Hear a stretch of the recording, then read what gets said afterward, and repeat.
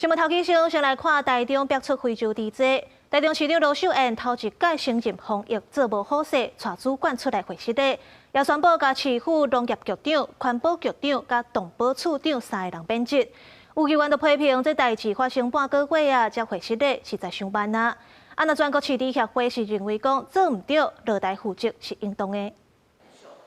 我应该要道歉。 台中市长罗秀燕带领一级主管局长会实例，进前捌讲台中防疫全国上严格标准，爱做的拢做啊，也毋过面对舆论压力，初六头一摆承认防疫做得无够好，佮宣布农业局长张敬昌、环保局长陈宏毅、动保处长林如良无遵守中央防疫指引，地区发生重大风险，即日起免职。在整个防疫的过程当中，我们做得不够好。身为市长， 我必须概括承受，已经发布了相关首长的人事异动。另外，之前已经启动的整个事件的调查，现在正在加速的进行当中，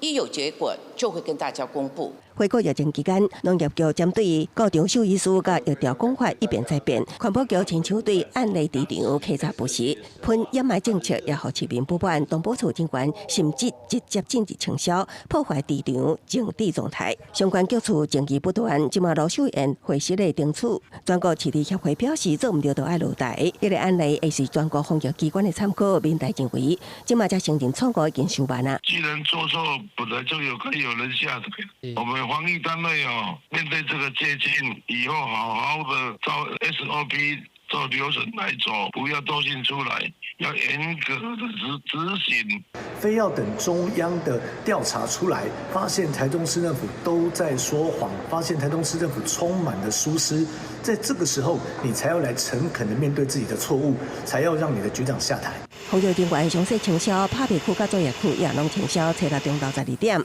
解除外地运输限制，初一起拍卖都在解禁。云林县马边市场全面消毒备战，台中市第二市场下马达是自主清销，用4点钟重点道区工作机台全部清洗，机台开机。清洁、打扫、消毒，然后就是因为后天要开始卖猪肉了嘛，然后休息2个礼拜，这些砧板啊，这些 刀子啊，什么全部都要清理，环境都要清理，都要消毒过。采检非洲地质案例市场，圣诞猪笼徛街9个所在拢是阴性，也毋过市场内有原有3个所在检出病毒核酸阳性反应，其中培育地下的涂骹是新症点，4科位继续封锁。另外，会全面开放台中市各级学校营养午餐使用稳态猪肉，也毋过禁止炸出去。公司新闻采访报道。